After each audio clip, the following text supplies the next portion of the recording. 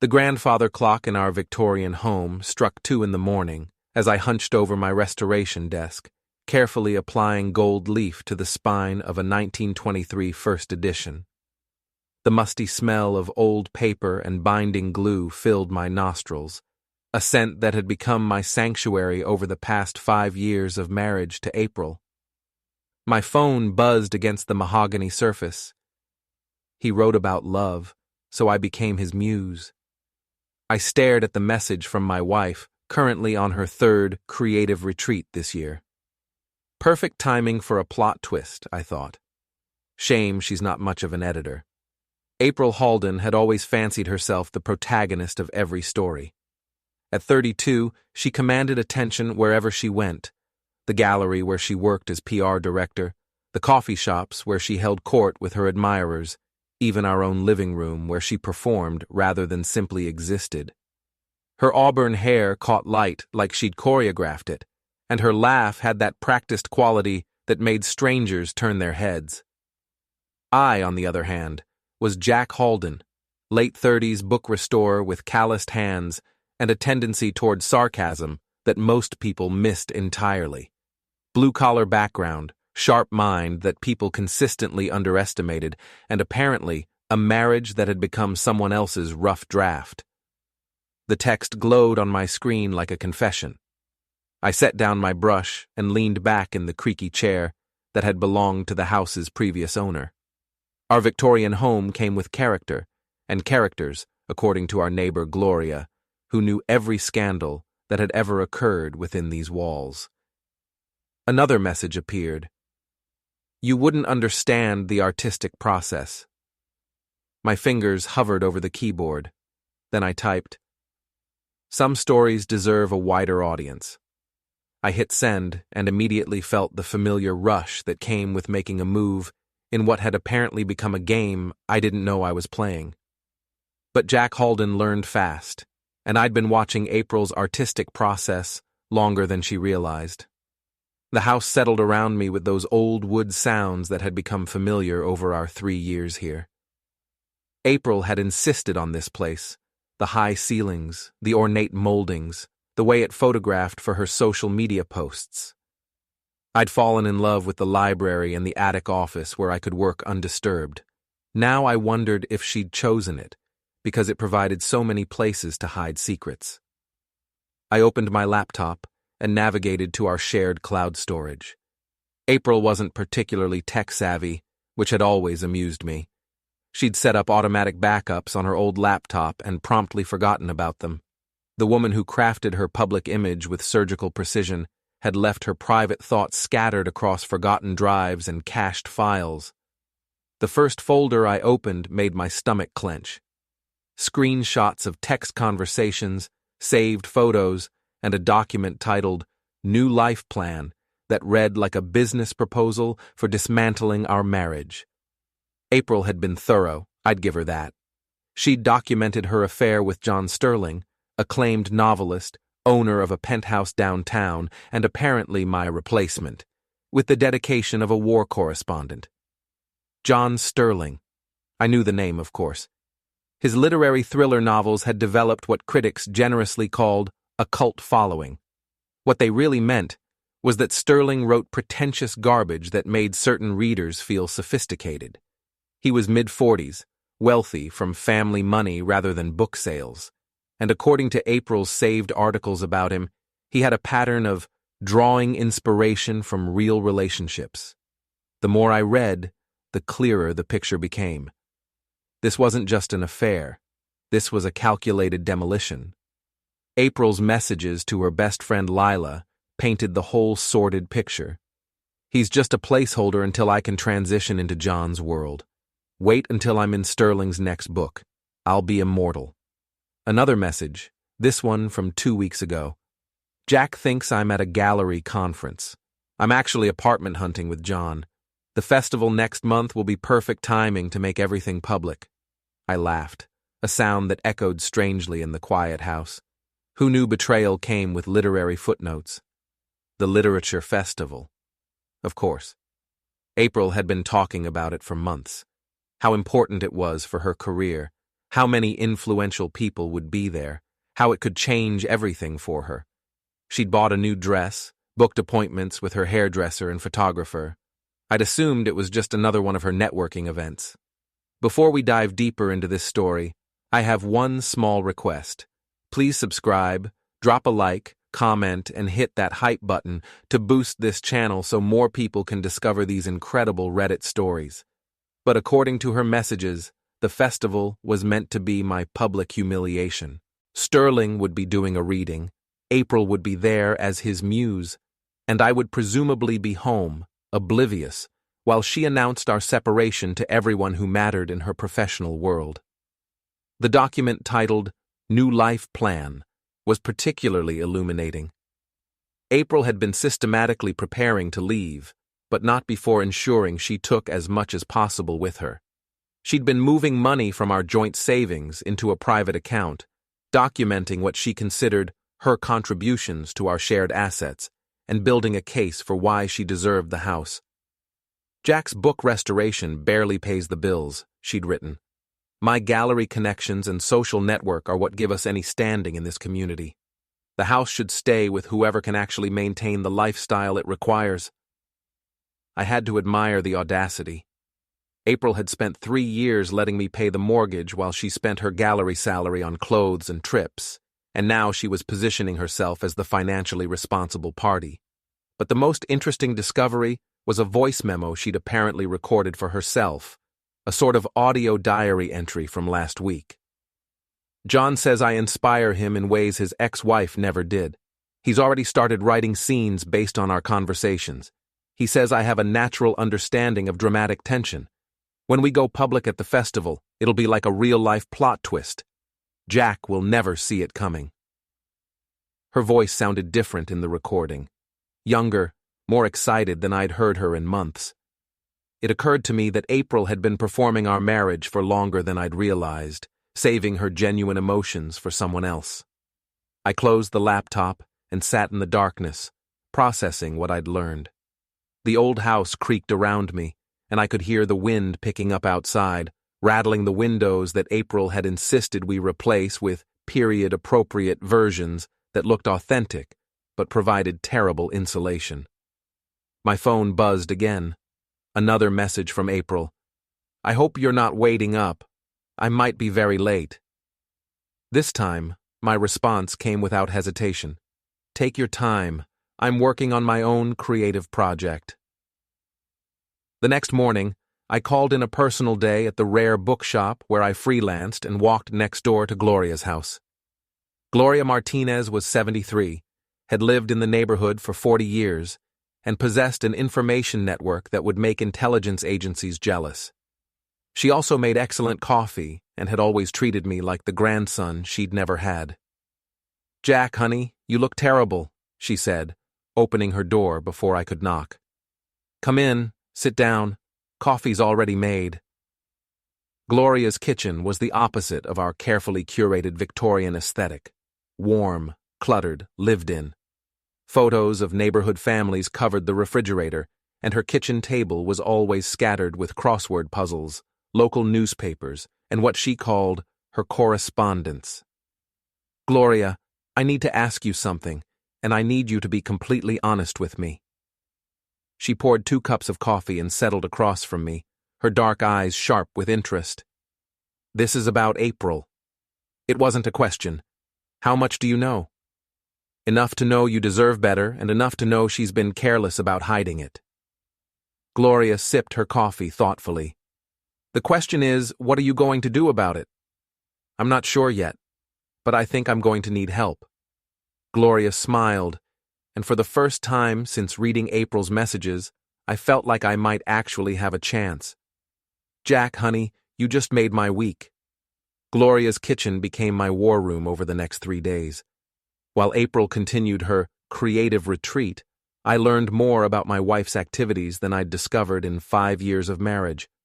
Gloria's network of retired neighbors, book club members, and coffee shop regulars had been tracking April's movements with the dedication of professional investigators. She's been meeting him at that new wine bar downtown every Tuesday for 2 months.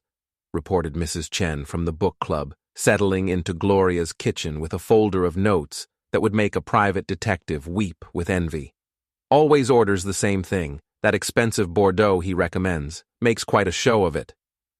And she's been telling people at the gallery that you're creatively stagnant, added Helen Rodriguez, Gloria's neighbor from 3 houses down. Says you lack ambition and that she needs to surround herself with artists who understand her vision. I absorbed this information while systematically working through April's digital footprint. She'd been sloppy in ways that surprised me. Email accounts left logged in, social media messages that painted a clear timeline, even photos she'd forgotten to delete from our shared photo stream. The most damaging evidence came from her conversations with Simon, her assistant at the gallery. Simon was 26, perpetually anxious, and apparently the repository for all of April's complaints about our marriage. She'd been using him as a combination therapist and co-conspirator, sharing details about her relationship with Sterling and her plans for leaving me. But Simon's responses told a different story. While he'd been encouraging April's confidences, his messages to other gallery employees revealed his true feelings. She treats everyone like supporting characters in her personal drama. I'm documenting everything because I have a feeling this is going to explode spectacularly. Simon, it turned out, had been keeping his own records. I called him on Wednesday morning, introducing myself as April's husband and asking if we could meet for coffee. His voice went up an octave, but he agreed. We met at a small cafe near the gallery, and Simon arrived looking like he expected to be arrested. He was thin, nervous, with the kind of carefully maintained appearance that suggested he spent more on his wardrobe than he could afford. I want to be clear, I said after ordering our coffee. I'm not angry with you. I know April can be persuasive when she wants information or support. Simon's shoulders relaxed slightly. She doesn't know I know about you knowing, does she? No. And I'd like to keep it that way for now. Good, because I've been waiting for someone to call her on her behavior for months. Simon pulled out his phone and opened a notes app.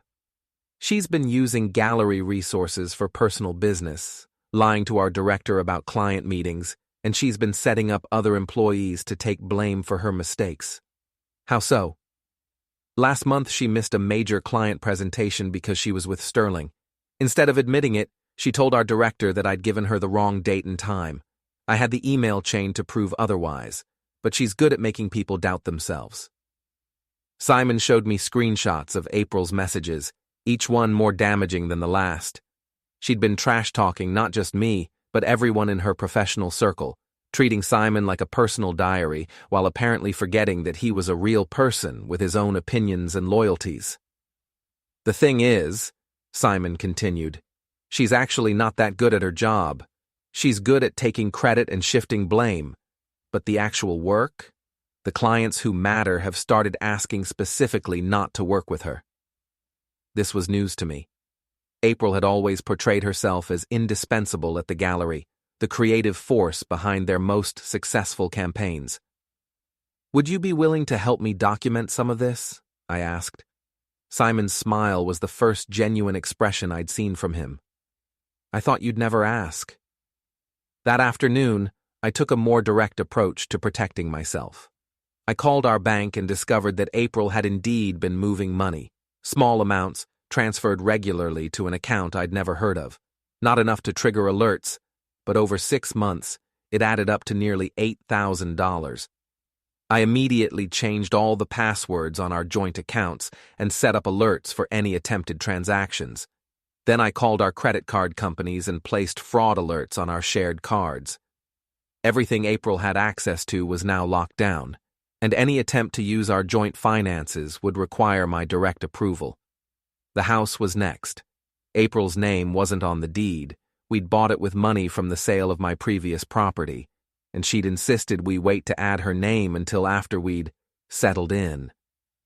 Fortunately for me, we'd never gotten around to that paperwork. I had the locks changed and installed a security system with cameras covering all the entrances. Everything I was doing was legal. The money was in joint accounts, but the fraud alerts were legitimate given the unauthorized transfers. The house was my property. The security system was a reasonable precaution for a valuable home in an older neighborhood. But I knew how it would look to April when she returned. Thursday evening, my phone rang. April's photo appeared on the screen, a picture from our second anniversary, when she still smiled at me like I was someone worth knowing. "Jack, what the hell did you do to our bank accounts?" Her voice had that particular quality it got when she was trying to sound reasonable while actually being furious. I'd learned to recognize the tone over the years. "I secured them," I said calmly. "We had some unauthorized transfers that concerned me." "Unauthorized? I'm your wife." "Are you? Because your recent messages suggest you're more interested in being someone else's muse." Silence. I could practically hear her recalculating, trying to figure out how much I knew and how much I was guessing. "I don't know what you think you've discovered, but I think I've discovered exactly what you wanted me to discover, April.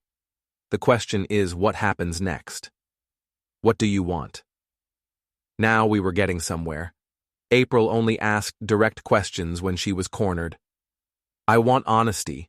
I want you to come home and have a real conversation about what you've been doing and what you want. And if I do that, then we'll figure out how to handle this like adults." She hung up without saying goodbye, but I knew she'd be home soon. April couldn't resist a dramatic confrontation, especially when she thought she could control the narrative. I spent Friday preparing for her return. Gloria helped me box up April's belongings, not everything, just enough to make a point. Her expensive clothes, her collection of art books, the jewelry she'd bought with money from our joint account while claiming she was being financially responsible. "You know she's going to try to manipulate this situation," Gloria warned as we worked. "I'm counting on it," I said. April's biggest weakness is that she thinks everyone else is stupid. She's about to discover that I've been paying attention all along. Saturday morning, April's car pulled into our driveway. I watched from the kitchen window as she sat in her sedan for several minutes, probably rehearsing whatever performance she'd planned. When she finally came to the door, she discovered that her key no longer worked. She knocked, and I took my time answering. April stood on our front porch looking like she'd stepped out of a magazine shoot. Her hair was perfectly styled, her makeup flawless, her outfit carefully chosen to suggest both sophistication and approachability. She was dressed for the conversation she wanted to have, not the one we were actually going to have. "New locks, Jack. Really? Security upgrade. Come in." She walked into our living room and immediately noticed the boxes stacked neatly by the stairs. "What is this?" "Your things. I thought you might want them for your new apartment." April's composure cracked slightly. "What new apartment?" I pulled out my phone and read from her messages to Lila. "Apartment hunting with John has been so exciting. He has such sophisticated taste. We found the perfect place in his building." "You went through my private messages?" "You left them on our shared cloud storage. But let's not get distracted by technical details." I sat down in my favorite chair, the one April had always wanted to replace because it didn't match her aesthetic vision. "Tell me about John Sterling." For a moment, April looked like she was going to deny everything. Then her expression shifted, and I recognized the look that meant she was switching tactics. "Jack, I was going to tell you. I've been trying to find the right way to explain what's been happening." "Explain away."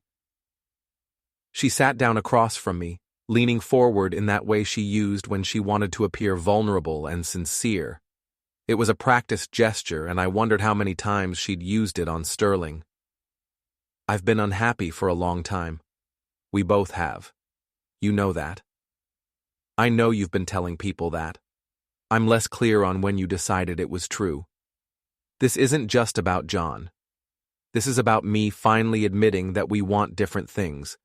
You're comfortable with this small life, but I need more." "More what?" "More everything. More creativity, more excitement, more connection with people who understand art and literature, and more money." April's pause was telling. That's not what this is about. Then why have you been moving money out of our joint account for 6 months? I needed some independence. I needed to know I could take care of myself. By stealing from our shared savings? It's not stealing if it's my money too. I almost laughed. April had contributed maybe 20% of our joint savings, and most of that had come from bonuses she'd earned through connections I'd helped her make. But she'd convinced herself that her version of events was true, which was perhaps the most fascinating part of this whole situation. Here's what's going to happen, I said. You're going to move out today. You're going to take your boxes and your car and your new relationship, and you're going to leave. In return, I won't make your affair public knowledge before your big festival appearance. You can't threaten me. I'm not threatening you. I'm offering you a clean exit. You can spin this however you want to your friends and colleagues. Creative differences, growing apart, whatever story makes you feel good about yourself. April stood up, and for the first time since she'd walked in, she looked genuinely angry rather than performatively hurt. And if I don't agree to your terms? I smiled, and I knew it wasn't a particularly nice expression. Then everyone gets to read your messages about how you've been using our marriage as a placeholder while you audition for your next relationship, including the parts where you laugh about how oblivious I am. You bastard. Maybe, but I'm a bastard who's been paying attention. April grabbed 2 of the boxes and headed for the door. This isn't over, Jack. Yes, it is. You just don't know it yet. She slammed the door behind her, and I listened to her car start and pull out of the driveway. Then I called Simon. Phase 2? He asked. Phase 2. The Coastal Literary Festival transformed downtown into a carnival of pretension every October. Banners fluttered from lampposts, bookstores extended their hours, and people who hadn't read anything longer than a restaurant review all year suddenly became passionate advocates for the written word. April had been planning her appearance for months, and according to Simon's intelligence reports, she intended it to be her social debut as John Sterling's new muse. I had different plans. Simon met me at Gloria's house the morning of the festival, carrying a folder thick with printed screenshots, email chains, and what he called the nuclear option, a recording of April's phone conversation with her gallery director, explaining why she needed the day off to support an important author who might become a gallery client. She's been telling everyone that Sterling is considering commissioning some pieces for his new penthouse, Simon explained, settling into Gloria's kitchen with coffee and nervous energy. The director is expecting a major sale, but Sterling isn't actually planning to buy anything? Sterling doesn't even know April works at a gallery. She's been keeping her professional life separate from their relationship because she wants him to see her as an artist, not as someone who sells art. Gloria laughed from her position at the stove, where she was making what she called tactical sandwiches for our day of reconnaissance. That girl has been lying to so many people, she's going to need a spreadsheet to keep track. The festival's main events were scheduled for the afternoon, giving me the morning to make final preparations. I'd spent the week reaching out to April's social circle, not to expose her directly, but to plant seeds of curiosity. A casual mention to one of her book club acquaintances about how excited April was to be supporting John Sterling today. A comment to her gallery colleague about how April had been spending so much time with that novelist lately. Nothing accusatory, nothing that could be traced back to me as malicious gossip. Just enough information to ensure that when April made her grand appearance, people would be paying attention. The festival's centerpiece was Sterling's afternoon reading, scheduled for 2 o'clock in the main pavilion. According to the program, he would be presenting excerpts from his new novel, a psychological thriller exploring the intersection of art, passion, and betrayal. The description made me laugh. Sterling was apparently planning to monetize his affair with my wife before he'd even finished ruining my marriage. I arrived at the festival early, blending into the crowd of literary enthusiasts, aspiring writers, and social climbers who treated events like this as networking opportunities. The main pavilion was already filling up, and I recognized several faces from April's social media posts, gallery clients, book club members, the kind of people who attended cultural events to be seen attending cultural events. At 1:30, April arrived. She looked spectacular, I had to admit. She'd chosen a flowing dress that photographed beautifully, styled her hair in a way that looked effortless but probably took an hour to achieve, and carried herself with the confidence of someone who believed she was about to become the most interesting person in the room. Sterling was already at the pavilion, holding court with a small group of admirers. He was exactly what I'd expected from his author photos: tall, silver-haired, with the kind of expensive casual clothing that was meant to suggest he was too sophisticated to care about appearances while actually caring deeply about them. He wore his arrogance like cologne, something that announced his presence before he entered a room. I watched April approach Sterling's group, and I saw the moment when she transformed from my wife into his muse. Her posture changed, her smile became more mysterious, her laugh took on that practiced quality that meant she was performing. Sterling's attention focused on her immediately, and I could see why she found the dynamic intoxicating. With me, April had to work for attention. With Sterling, she was instantly the most fascinating person in his orbit. The reading began at 2 o'clock sharp. Sterling took the small stage with the confidence of someone accustomed to being the center of attention, and April positioned herself in the front row, gazing up at him with the expression of someone witnessing genius at work. "Today, I want to share something special with you," Sterling began, his voice carrying easily across the pavilion. "An excerpt from my new novel, inspired by real events and real people who have taught me about the complexity of human desire." He opened his manuscript and began reading a scene that was clearly based on his relationship with April. The fictional version was more dramatic, more literary, but the details were unmistakable. A married woman discovering her true self through an affair with an artist, a husband too conventional to understand his wife's need for creative fulfillment. April was glowing. She'd become a character in a published novel, which was apparently the validation she'd been seeking all along. During the question and answer session that followed, several audience members asked Sterling about his inspiration, his creative process, his thoughts on art imitating life. He answered with the kind of vague profundity that sounded meaningful without actually saying anything, and April nodded along like she was privy to deeper truths. Then I stood up. "I have a question about authenticity," I said, my voice carrying clearly across the pavilion. Sterling smiled indulgently. "Of course. You mentioned that this work was inspired by real people and real events. I'm curious about the ethics of using someone else's life as material for fiction, especially when those people might not have consented to being inspiration." "Art has always drawn from life," Sterling replied smoothly. "The creative process transforms experience into something universal." "But what about the people whose experiences you're transforming?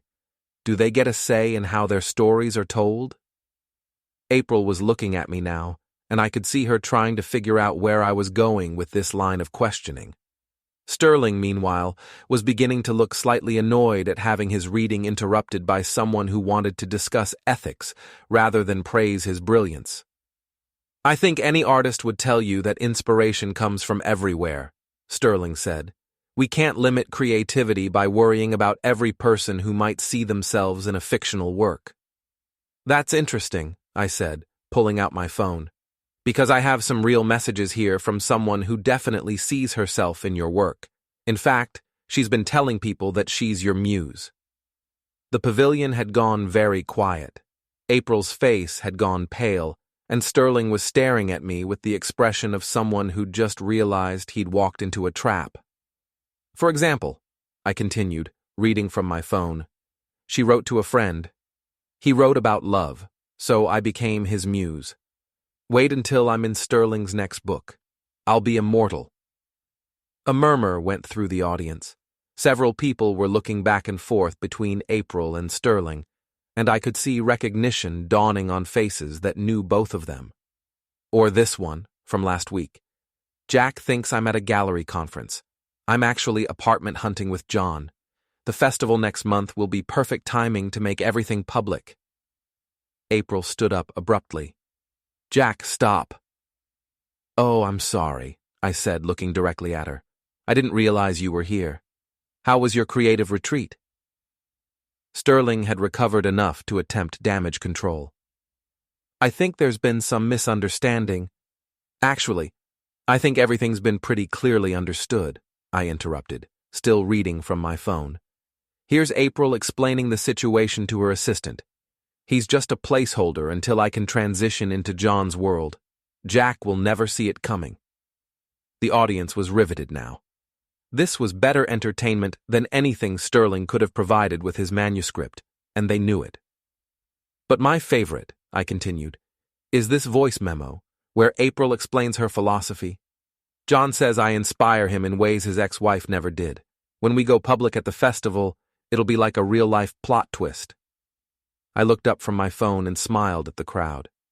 Well, April, you were right about the plot twist part. Sterling stepped forward, and for a moment I thought he might try to physically intimidate me. He was taller than me, probably outweighed me by 30 pounds, and had the kind of aggressive confidence that came from never being seriously challenged. You need to leave, he said, his voice low and threatening. Actually, I think I need to finish, I replied. See, there's more to this story that I think people should hear. I pulled out a printed document, one of the emails April had sent to her gallery director, explaining why she needed time off to support Sterling's career. April's been telling her boss that you're planning to commission artwork for your penthouse, I announced to the crowd. Apparently you're considering a major purchase that could be worth thousands in gallery commissions. Sterling's face went red. I never said anything about... Of course you didn't, because April's been running two completely different relationships simultaneously. With you, she's the artistic muse who inspires your creativity.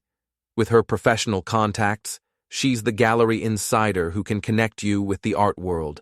She's been selling both versions of herself while planning to abandon the life she built with me. I turned to face April directly. The question is, which version is real?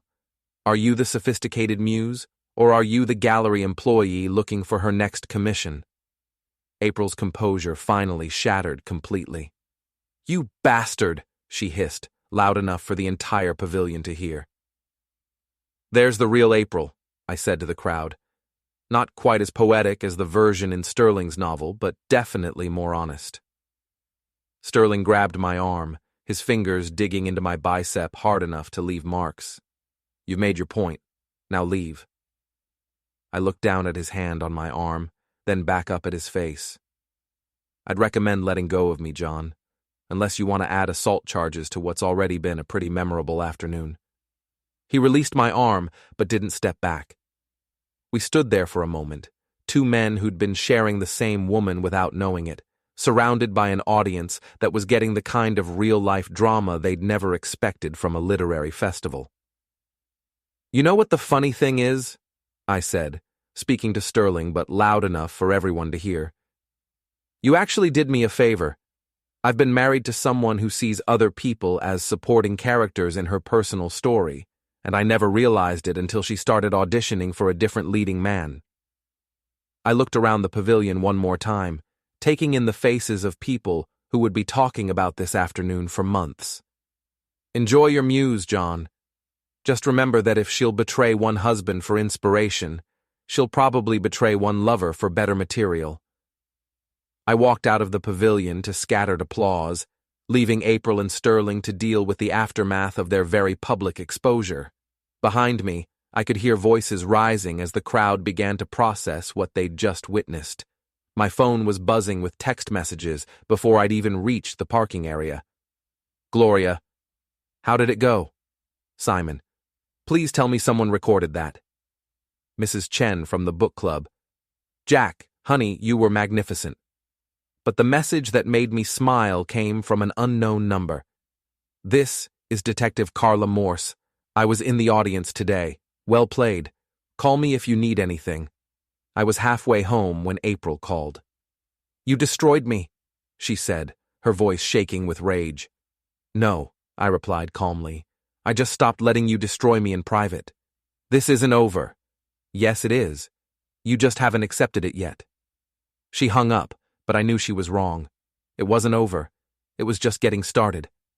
Detective Carla Morse called me Sunday morning while I was having coffee with Gloria and reviewing the social media fallout from the festival. April's public humiliation had become the talk of the town, with videos of my confrontation with Sterling circulating on local Facebook groups and the gallery's Instagram account flooded with comments asking about April's employment status. Jack, this is Detective Morse. We met briefly yesterday, in a manner of speaking. I was wondering if you could come down to the station this morning. Nothing official, just a conversation. Gloria raised an eyebrow as I hung up. Trouble? I don't think so, but I guess we'll find out. The police station was a low brick building that had been built in the 1970s and hadn't been updated since. Detective Morse met me in the lobby, a woman in her early 40s with graying hair and the kind of direct gaze that suggested she'd heard every possible variation of human stupidity. Coffee? She offered, leading me to a small conference room. Sure. I want to be clear, she said, settling across from me with 2 paper cups of coffee that smelled like it had been made sometime last week. You're not in any trouble, but I've been getting calls about yesterday's incident, and I wanted to hear your side of things. What kind of calls? John Sterling called this morning claiming you threatened him and demanding that we press charges for harassment. Your wife called last night saying you've been stalking her and violating her privacy. I sipped the terrible coffee and considered my response. What did you tell them? I told them that attending a public event and reading text messages from your own phone doesn't constitute stalking or harassment. And I told Sterling that if he felt threatened by someone half his size asking questions about his book, maybe he should consider a different career. Detective Morse smiled, and I realized she'd enjoyed delivering those messages. But I wanted to talk to you because I have a feeling this situation isn't over, and I want to make sure you understand the boundaries. What boundaries? The boundaries that keep you out of legal trouble while you finish whatever it is you're doing. She leaned forward slightly. I've been a cop for 18 years, Jack. I've seen a lot of marriages fall apart, and I've seen a lot of people handle it badly. What you did yesterday was public and embarrassing, but it was also legal and, frankly, probably overdue. But Sterling has money and connections, and your wife is going to be looking for ways to make you the villain in this story. So whatever you do next, make sure it's smart. I left the police station with mixed feelings. It was reassuring to know that I had at least one ally in law enforcement, but Detective Morse's warning suggested that April and Sterling weren't going to accept their public humiliation quietly. That afternoon, Simon called with an update from the gallery. April's been suspended pending investigation, he reported, sounding delighted. Apparently, several clients called this morning asking about her claims that Sterling was planning major purchases. When the director realized April had been using gallery resources and client relationships to support her personal life, she decided April needed some time to reassess her priorities. How long is the suspension?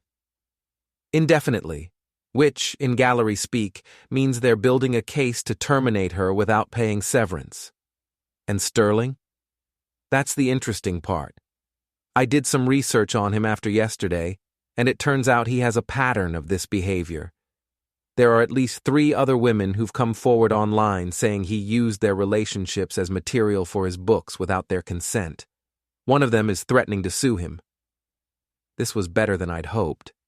Sterling's reputation was taking damage beyond what I'd caused at the festival.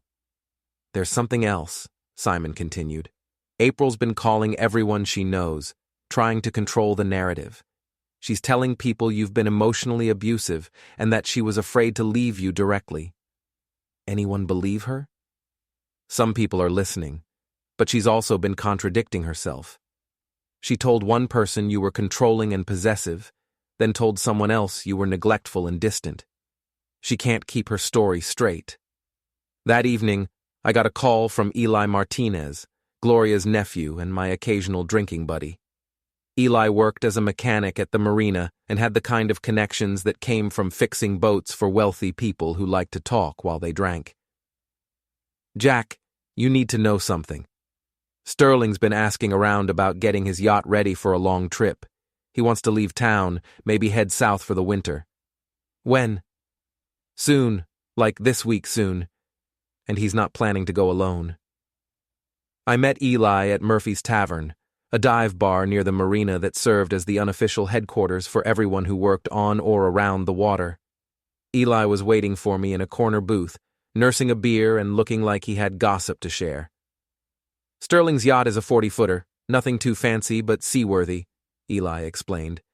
"He brought it in for maintenance last week, said he wanted everything checked because he was planning an extended cruise. When I asked him about his route, he got all mysterious, said he was looking for inspiration and might be gone for months." "And April?" "She was with him when he dropped off the boat.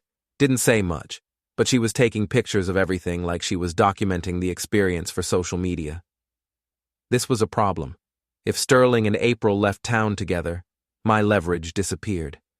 They could reinvent themselves somewhere else, spin whatever story they wanted about what had happened here, and I'd be left with an empty victory. "When's he picking up the boat?"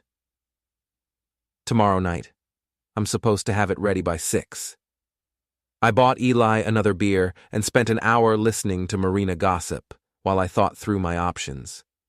Sterling was planning to escape with April before the full consequences of their exposure could catch up with them. It was actually a smart move. Leave town while they could still control their narrative, start over somewhere else where nobody knew about their public humiliation. But I wasn't done with them yet. The next evening I parked near the marina and waited. Sterling's car arrived at 6:30, with April in the passenger seat. They looked like people who were trying to appear casual while actually being paranoid, constantly checking over their shoulders and speaking in low voices. I watched them load supplies onto Sterling's yacht: clothes, food, what looked like manuscript pages in waterproof containers. April had a large suitcase and several bags, more luggage than someone would need for a short cruise. When they went below deck, I approached the yacht. Sterling had left his car unlocked, probably figuring he'd be leaving it at the marina for weeks. I opened the hood and disconnected the battery cable, then loosened the oil drain plug just enough to cause a slow leak. Nothing dangerous, nothing that would cause an accident, just enough mechanical trouble to delay their departure. Then I walked down to the dock where Sterling's yacht was moored. "Evening," I called out. Sterling's head appeared in the cabin doorway and his expression went from surprise to anger in about 2 seconds. "What are you doing here?" "I wanted to wish you both a safe trip. I hear you're planning an extended cruise." April emerged from the cabin, looking nervous. "Jack, you need to leave." "Actually, I think I need to stay long enough to make sure you understand something," I said, stepping onto the dock next to their boat. "You're not running away from what happened at the festival. You're confirming it." "We're not running away," Sterling said, but his voice lacked conviction. "No? Then what would you call leaving town immediately after being publicly exposed for having an affair?" "We're taking a vacation," April said. "We need time to think about our future without harassment from you." I laughed. "April, you've been planning your future for months. The only thing you need to think about is how to explain to people why you're fleeing town with someone else's husband." "Sterling isn't married," April snapped. "Sterling is separated," I corrected. "His wife filed for divorce last month after discovering his pattern of using affairs as research material. Didn't he mention that part?"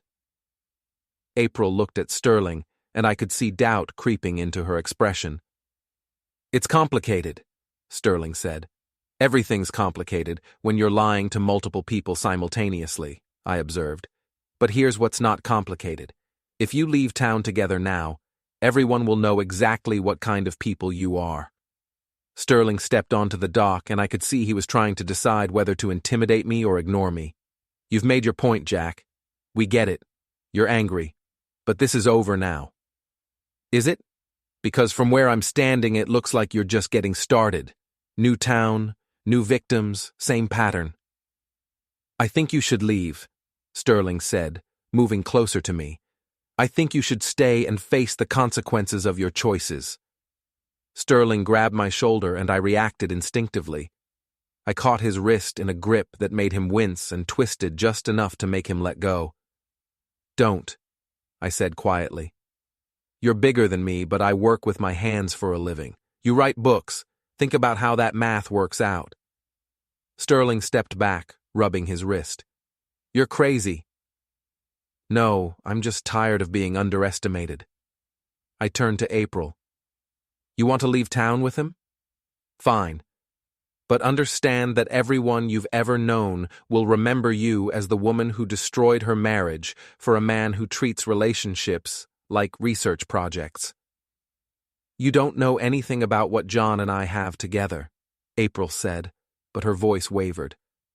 I know he's done this before. I know his wife is divorcing him for the same behavior you think makes him romantic. And I know that when he gets bored with you, he'll write about your relationship the same way he's writing about ours. I looked at Sterling. How's the new book coming, by the way? Have you gotten to the part where the Muse realizes she's just another character in someone else's story? Sterling's face went red. Get off my boat. It's not your boat. It's a rental, just like everything else in your life. I stepped back onto the dock and smiled at both of them. Enjoy your cruise. Try not to sink anything important. As I walked back to my car, I could hear them arguing in low, intense voices. April's voice was getting higher, Sterling's more defensive. Whatever romantic adventure they'd planned was already souring. My phone buzzed with a text from Gloria. Eli says Sterling's car won't start. Mechanical problems. I smiled and drove home, leaving them to figure out their transportation issues. Tomorrow would bring new complications for their escape plan, and I was looking forward to seeing how they handled the pressure. Sterling and April didn't leave town Tuesday night, or Wednesday, or Thursday. According to Eli's reports from the marina, they'd discovered the mechanical problems with Sterling's car and spent 2 days arguing about whether to rent a replacement vehicle or postpone their departure. The romantic cruise was turning into a logistics nightmare, and their relationship was showing the strain. She's been snapping at him all week, Eli reported during our Friday morning coffee at Gloria's house. Yesterday, she accused him of sabotaging his own car because he was having second thoughts about leaving with her. And what did he say? He said maybe she was right to be paranoid, considering how many people she'd alienated in the past month.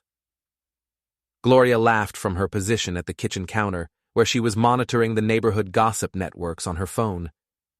That woman has burned through more friendships this week than most people lose in a lifetime. It was true. April's attempts to control the narrative about our separation had backfired spectacularly. Her story kept changing depending on her audience, and people had started comparing notes. The woman who'd told her book club that I was emotionally abusive had told her gallery colleagues that I was neglectful and distant. The person who claimed she'd been afraid to leave me directly had also been bragging to her friends about how she'd been planning her exit strategy for months. Speaking of April, Gloria continued, Simon called this morning. The gallery officially terminated her employment yesterday. Severance? None. They're claiming she violated her employment contract by misrepresenting potential clients and using company resources for personal business. This was better news than I'd expected. April's financial situation was becoming increasingly precarious, which would put additional pressure on her relationship with Sterling. Nothing tested a romance like money problems. That afternoon, Detective Morse called with an update that changed everything. Jack, I wanted to give you a heads up. We got a call from Sterling's wife, well, soon-to-be ex-wife, this morning. Apparently, Sterling has been violating their separation agreement by planning to leave the state with significant assets. What kind of assets? The yacht, for one thing. It's considered marital property until their divorce is finalized. She's filed an injunction to prevent him from taking it out of state waters. So he can't leave? Not legally, and if he tries, she can have him arrested for contempt of court. I thanked Detective Morse and immediately called Simon with the update.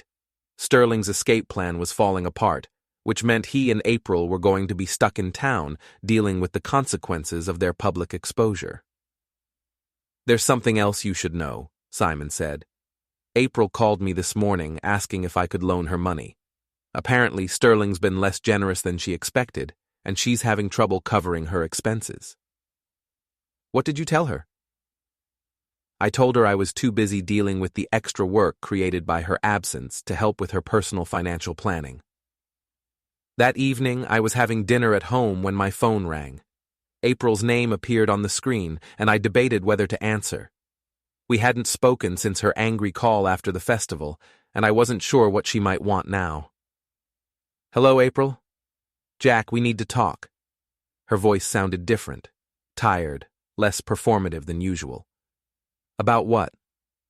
"About ending this. About finding a way to move forward that doesn't destroy both of us." "I'm not the one who needs to move forward, April. I'm exactly where I've always been."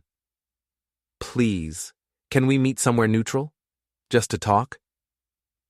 I agreed to meet her at Murphy's Tavern, partly because I was curious about what she wanted, and partly because I wanted to see how much the past week had changed her. April arrived 20 minutes late, looking like someone who'd been having trouble sleeping. Her usual polished appearance was slightly off, makeup not quite perfect, hair a little less styled than normal, clothes that suggested she'd been staying somewhere without access to her full wardrobe. "Thank you for coming," she said, sliding into the booth across from me. "What do you want, April?" "I want to apologize." This was unexpected. April didn't apologize. As a general rule, she explained, she rationalized, she redirected blame, but she rarely admitted fault. "For what, specifically?" "For the way I handled things. For not being honest with you about what I was feeling. For letting the situation get so out of hand." I sipped my beer and waited for the rest of it. April was building up to something, and I wanted to hear where she was going. "I know you're angry, and you have every right to be. But continuing this public campaign against me isn't going to make either of us happy." "What public campaign?" "The festival, the gossip, whatever you did to John's car, it has to stop." "I haven't done anything to Sterling's car." April studied my face, trying to determine if I was lying. "His car has been having mechanical problems all week, the same week you confronted us at the marina." "Mechanical problems happen, April, especially with expensive cars that aren't maintained properly." "Jack, please, I know you're behind this. You're giving me credit for more influence than I actually have. I can't control Sterling's car, or his wife's legal actions, or your former employer's personnel decisions." April's composure cracked slightly. "His wife? What legal actions?" I realized that Sterling hadn't told her about the injunction preventing him from leaving the state with the yacht. "You should probably ask your boyfriend about that." "What aren't you telling me?" "I'm not telling you lots of things, April, just like you didn't tell me lots of things. The difference is my secrets aren't hurting anyone." April leaned forward, and for a moment, she looked like the woman I'd married. Vulnerable, uncertain, more real than the performance she'd been giving for months. "I made mistakes, Jack. I know that. But I also know that we were both unhappy long before I met John." "Were we? Or were you just bored?" "Does it matter?" "It matters to me. There's a difference between a marriage that's failing and a marriage that's being sabotaged." April was quiet for a long moment, turning her glass in small circles on the wooden table. "What do you want from me?" she finally asked. "I want you to stop pretending you're the victim in this situation. I want you to take responsibility for the choices you made. And I want you to leave me alone while I figure out how to rebuild the life you dismantled. And if I do that, then maybe we can both move on without destroying each other." April nodded, but I could see her calculating, trying to figure out how to minimize her losses while maintaining some version of her dignity. "What about John?" What about him? Are you going to keep targeting him? I'm not targeting anyone, April. I'm just not protecting people from the consequences of their own choices anymore. She left without saying goodbye, and I sat in the bar for another hour thinking about the conversation. April was scared, which was something I'd rarely seen from her. But I wasn't sure if she was scared of me, scared of Sterling, or just scared of the life she'd created for herself. My phone buzzed with a text from an unknown number. "This is John Sterling. We need to talk." I finished my beer and drove home, ignoring the message. If Sterling wanted to talk, he could do it in public, like everyone else. Saturday morning, I woke up to the sound of someone pounding on my front door. Through the window, I could see Sterling's rental car in my driveway and Sterling himself on my porch, looking like he hadn't slept. I opened the door, but didn't invite him in. "What do you want, John?" "I want you to call off whatever game you're playing." "I'm not playing any games. I'm just living my life. My car, the marina, my wife's lawyer. You're behind all of it. Your wife's lawyer is your problem, not mine. Your car is a mechanical issue, and the marina is a public place where anyone can go." Sterling stepped closer, trying to use his height to intimidate me. "You're destroying my life." "No, I'm just not helping you hide from the life you created. April told me you two talked last night. She said you're willing to call this off if I stay away from you." April misunderstood our conversation. "Then what do you want?" I looked at Sterling, really looked at him. A week ago, he'd been confident, arrogant, secure in his ability to take whatever he wanted and move on without consequences. Now he was standing on my porch, unshaven and desperate, begging me to stop doing things I wasn't actually doing. "I want you to understand something, John. You didn't just have an affair with my wife. You turned my marriage into research material for your book. You treated my life like it was your intellectual property. That's not... You wrote scenes based on conversations April had with me. You used details from our relationship as plot points in your novel. You turned my private pain into your public entertainment."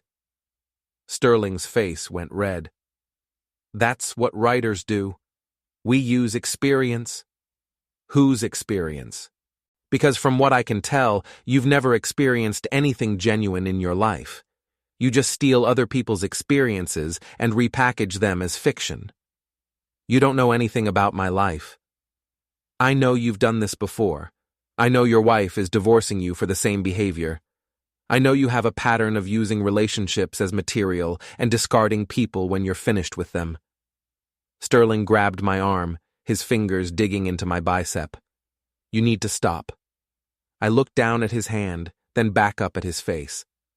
"Let go of me." "Not until you agree to leave me alone." "Let go of me, or I'll make you let go of me."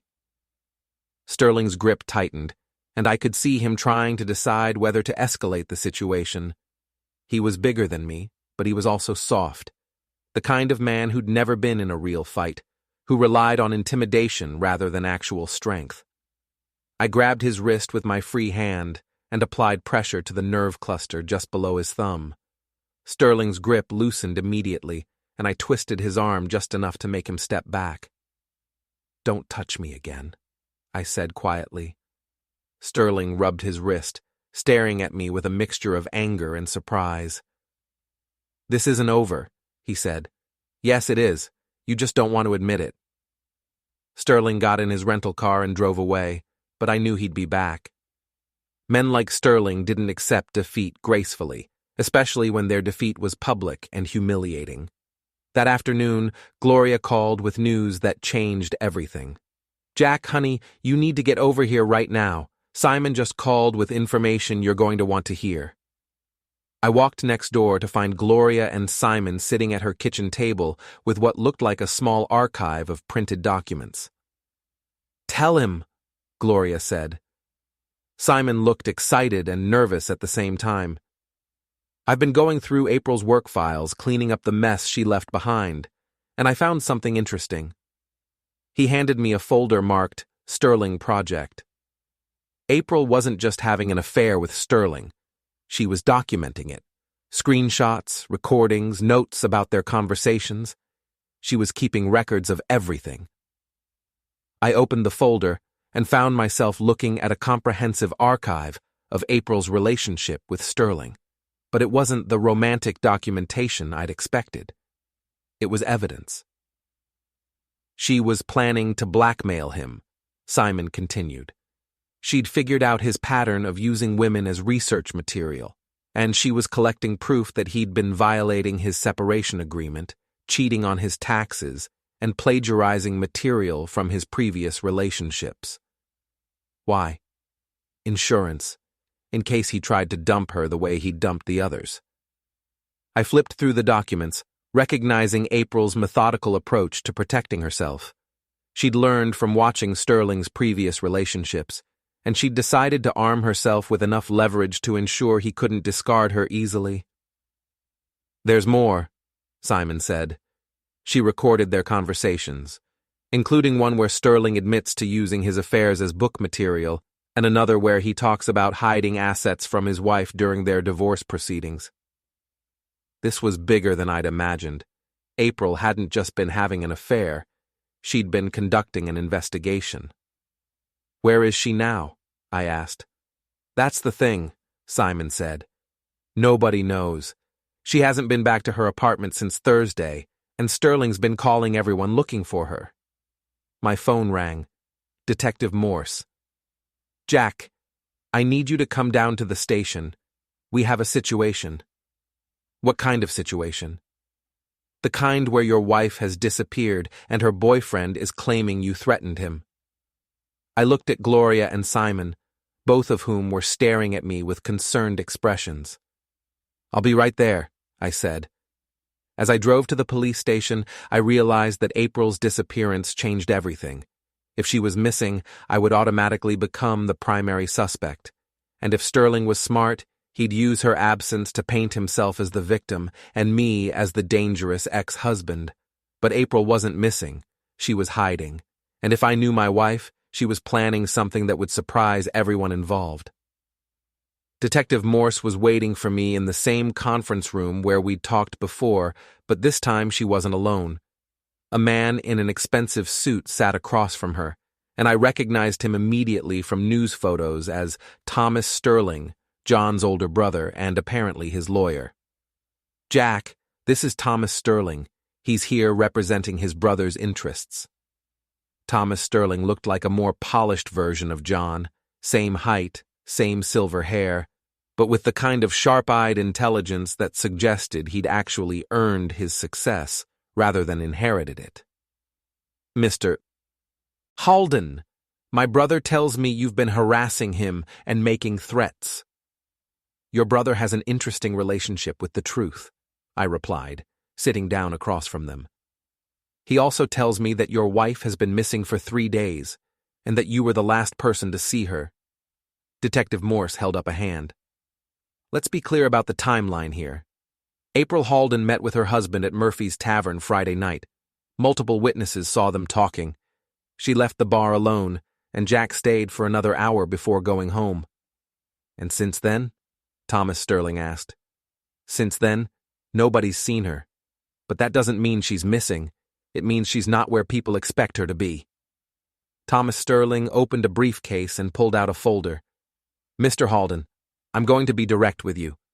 My brother is concerned for April's safety, and he's also concerned about his own. He believes you've been stalking them, sabotaging his property and making threats." "What kind of threats?" "Physical threats. Threats to his career. Threats to expose private information."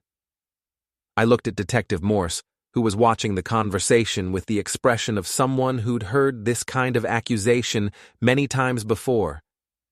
"I've never threatened your brother physically. I attended a public reading where I asked questions about his work. I've never sabotaged anyone's property, and I've never threatened to expose private information. I've actually exposed public behavior that your brother tried to keep private." "You confronted him at the marina." "I talked to him at a public marina. He grabbed me. I defended myself. Detective Morse can confirm that your brother called to complain about it, and she can also confirm..." that attending public places and having conversations doesn't constitute stalking. Thomas Sterling looked frustrated. Mr. Halden, what do you want? I want your brother to leave me alone. I want him to stop blaming me for the consequences of his own choices. And I want him to understand that I'm not responsible for his wife's legal actions, his car troubles, or his girlfriend's disappearance. His girlfriend? April, your brother's girlfriend, the woman he's been having an affair with while separated from his wife. Thomas Sterling's expression shifted, and I realized that John hadn't told his brother the whole story. John told me April was a friend who was helping him with research for his book. Detective Morse and I exchanged glances. John Sterling had been lying to his own lawyer. Thomas, Detective Morse said gently, your brother and April Halden have been having an affair for several months. It's been fairly public knowledge since last weekend. Thomas Sterling closed his briefcase and stood up. I think I need to have a different conversation with my client. After he left, Detective Morse poured 2 cups of coffee and sat back down. Jack, I'm going to ask you directly. Do you know where April is? No, but I have some theories. Such as? April's not the victim in this situation, and she's not as helpless as she wants people to believe. She's been planning something, and I think Sterling just figured out what it was. I told Detective Morse about Simon's discovery, the files April had been keeping, the recordings she'd made, the evidence she'd collected about Sterling's pattern of behavior. You think she's blackmailing him? I think she was planning to, but something went wrong. My phone buzzed with a text from Simon. Emergency. Meet me at the gallery. Bring Detective Morse if possible. We need to go, I told Detective Morse. The gallery was closed on Sundays, but Simon had a key. He met us at the back entrance, looking excited and nervous. I found her, he said. Where? Upstairs, in the storage room. She's been hiding here since Thursday. Detective Morse put her hand on her weapon. Is she alone? Yes, and she wants to talk to Jack. We followed Simon through the gallery's main floor, past the carefully arranged artwork and spotlit sculptures, to a narrow staircase that led to the storage and office areas. The storage room was small, cramped with wrapped paintings and boxed supplies, and April was sitting in the corner with a laptop, several phones, and what looked like a small recording studio setup. Hello, Jack, she said. April looked terrible. Unwashed hair, wrinkled clothes, the kind of exhaustion that came from stress rather than physical exertion. But her eyes were bright with the kind of focused energy I'd seen when she was working on projects that excited her. April, what are you doing? I'm finishing what you started. She gestured to the laptop screen, which showed what appeared to be a website under construction. The header read, The Sterling Files, a documentation of literary predation. I've been putting together everything I collected about John's pattern of behavior. The recordings, the evidence of financial fraud, testimonies from his previous victims. It's going to go live tomorrow morning. Detective Morse stepped forward. April, you need to come with us. People are looking for you. I know. John's been calling everyone, trying to find me. He figured out what I was planning. What exactly are you planning? I asked. April smiled, and for the first time in months it looked genuine. I'm planning to do what you did at the festival, but bigger, much bigger. She turned the laptop toward us, and I could see pages of documentation, screenshots, audio files, financial records, testimony from women who'd been involved with Sterling in previous cities. John Sterling has been running the same scam for years. He targets married women, uses their relationships as material for his books, then discards them when he's finished. But he made a mistake with me. What mistake? He assumed I was like the others. Naive, trusting, easily manipulated. He didn't realize I was documenting everything from the beginning. April clicked through several audio files, and Sterling's voice filled the small room. The great thing about married women is that they're already emotionally vulnerable. You just have to position yourself as the understanding alternative to their boring husbands. Another file. I've gotten 3 books out of affairs. The key is to make them feel like they're inspiring great art, when really, they're just providing free research. And another. My lawyer says I need to be more careful about hiding assets during the divorce. Good thing I have friends who don't ask questions about cash transactions. Detective Morse was taking notes. April, this is evidence of multiple crimes. I know. That's why I've been hiding. John figured out that I had recordings, and he's been trying to find me to destroy them. Why didn't you go to the police?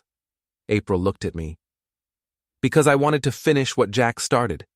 He exposed John and me at the festival, but he was protecting himself. I want to expose John's entire pattern of behavior. I want to make sure he can't do this to anyone else. I stared at my wife, soon-to-be ex-wife, trying to process what she was telling me. April, why are you doing this? Because you were right about everything. At the festival, at the marina, in our conversation Friday night. John Sterling is a predator, and I was just his latest victim. But unlike his previous victims, I have evidence. She pulled out a phone I didn't recognize. This is John's phone. He left it at my apartment Thursday night, and I've been going through his messages and emails. He's been running this scam in 3 different cities over the past 5 years. Detective Morse was already on her radio, calling for backup and contacting the district attorney's office. April, I said, what happens now? Now John Sterling gets exposed for what he really is. His books get investigated for plagiarism, his financial crimes get prosecuted, and his victims get justice. I meant what happens to you. April's smile faded. I don't know. I destroyed my marriage, lost my job, and spent 6 months of my life with a man who was using me as research material. I'm not sure there's a happy ending for me in this story. But you're trying to make it right. I'm trying to make sure John can't hurt anyone else the way he hurt us. Detective Morse finished her radio call and turned back to us. April, I need you to come with me to make an official statement. This evidence is going to require a full investigation. What about the website? That'll have to wait until after we've processed the evidence officially. But I can tell you that what you've shown me is enough to file charges for fraud, tax evasion, and potentially extortion. As we prepared to leave the gallery, April grabbed my arm. Jack, I need you to know that I'm sorry, not just for the affair, but for everything. For treating our marriage like it was disposable. For treating you like you were disposable. Why now, April? Why are you apologizing now?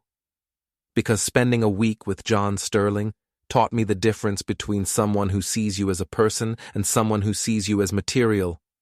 You saw me as a person, even when I didn't deserve it. I looked at my wife, really looked at her, for the first time in months. She was still beautiful, still intelligent, still capable of surprising me. But she was also someone who'd made choices that had destroyed our life together.